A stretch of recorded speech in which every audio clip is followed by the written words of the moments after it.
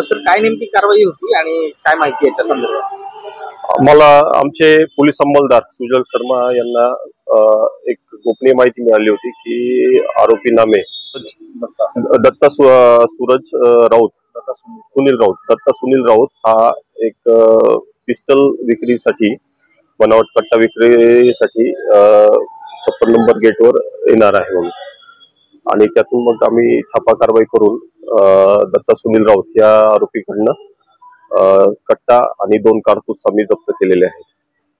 तो जो आरोपी तुम्ही अटक केलाय तो गुन्हेगारी पार्श्वभूमीचा एखादा? बरोबर. एक ऑगस्ट 2024 मध्ये तिच्यावर एक मारामारीचा एक गुन्हा दाखल आहे आणि बुलढाणा शहर पोलीस स्टेशन मध्ये मार्च 2025 3 मार्च 2025 ला दरोड्याची तयारी, त्यात सुद्धा जे काय त्याचे साथीदार होते त्यांच्याकडनं पण एक 325 गुन्हा, तिच्यात पण सेक्शन आहे, म्हणजे आर्म्स ऍक्टचं सेक्शन आहे. तर तिथे एक पिस्टल बनावट कट्टा तिथे जप्त आहे.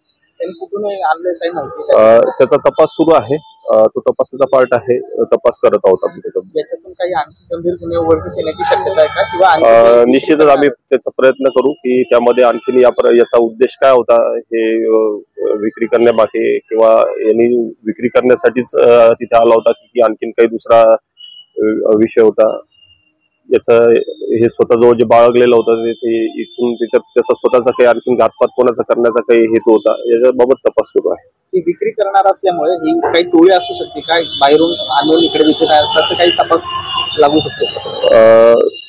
तपासात आम्ही निष्पन्न करण्याचा प्रयत्न करू की यामध्ये नेमकं विक्री घेणारा कोण होता, काय होता, किंवा पुढे मागे त्यांनी कुठून आणलेला आहे, किंवा त्याचा आणखी कोणाचा घातपात करण्याचा हेतू आहे का, या सर्वांचा तपास सुरू आहे. आम्ही त्यात तपास करू. सचिन इंगोले, पोलीस निरीक्षक, मुकुंदवाडी पोलीस स्टेशन.